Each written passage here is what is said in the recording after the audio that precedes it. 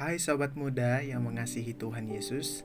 Kembali lagi di podcast Malang Youth Center bersama dengan Mangiring Siboro di sini.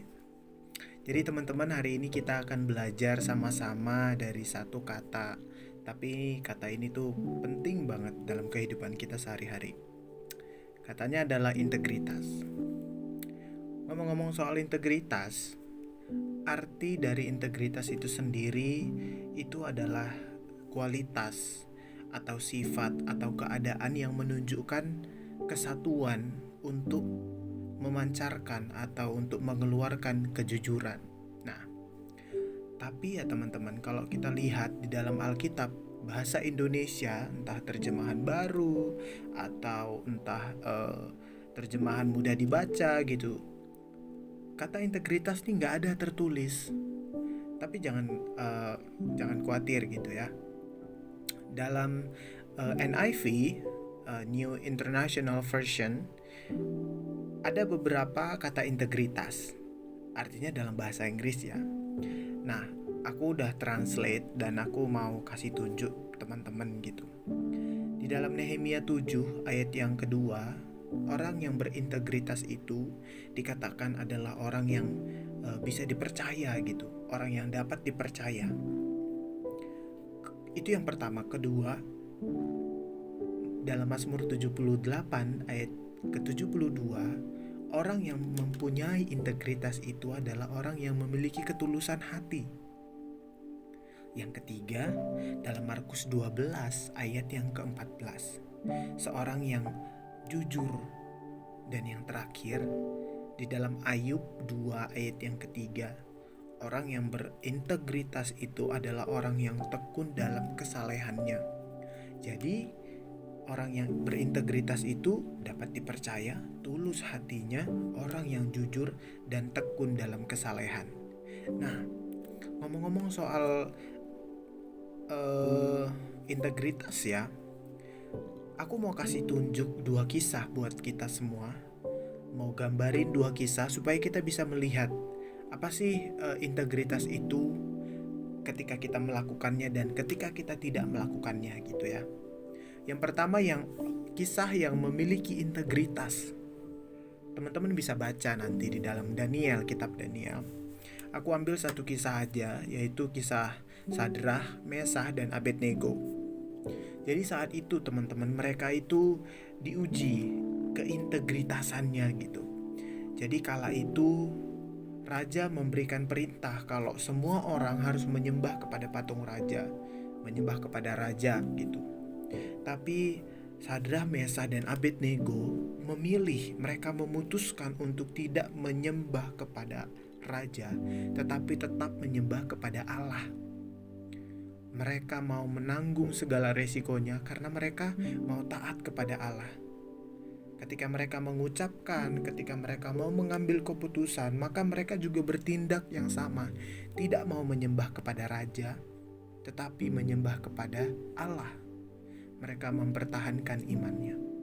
Yang kedua, mereka itu bersedia menanggung resikonya. Kalau kita baca dan kita tahu, resikonya adalah akan dimasukkan ke dalam dapur api.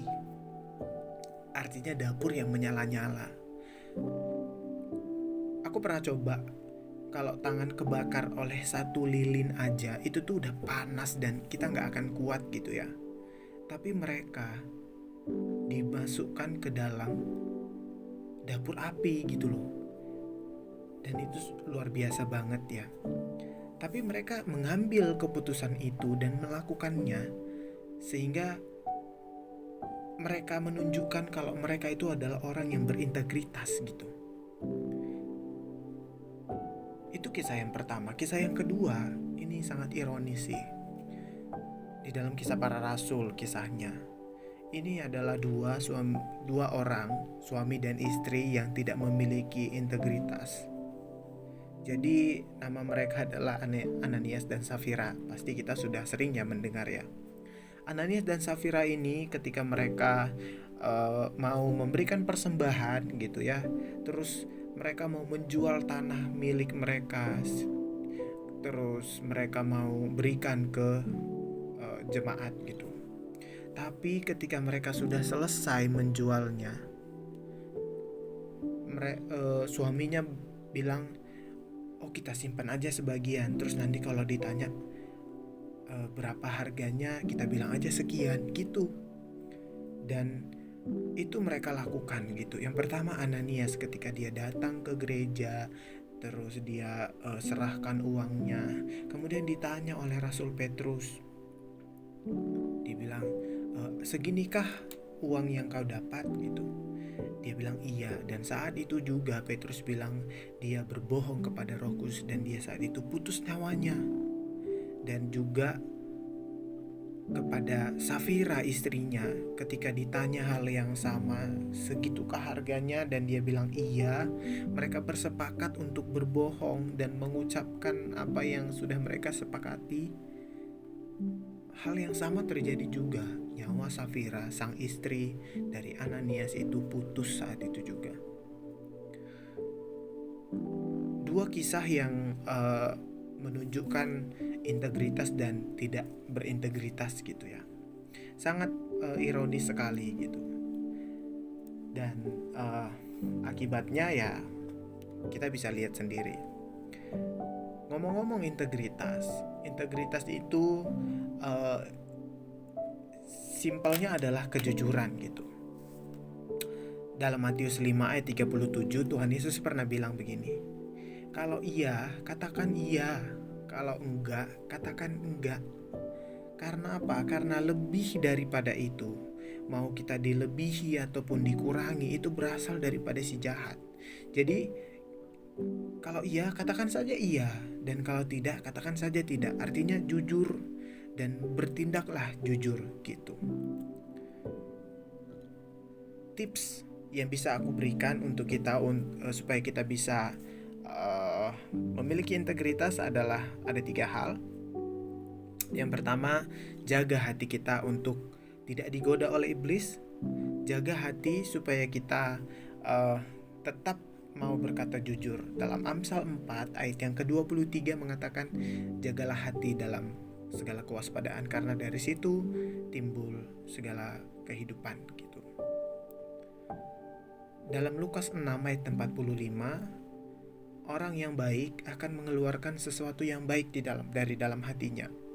Jadi ketika kita mau memiliki integritas, karena integritas adalah sesuatu yang baik, jadi mari kita mengeluarkan sesuatu yang baik. Karena kita adalah anak-anak Tuhan, aku percaya kita semua yang mendengar podcast ini adalah orang yang baik dan orang yang benar gitu. Dalam Roma 12 ayat yang 1-2, kita harus mempersembahkan tubuh kita kepada Allah sebagai persembahan yang hidup dan yang berkenan kepada Allah.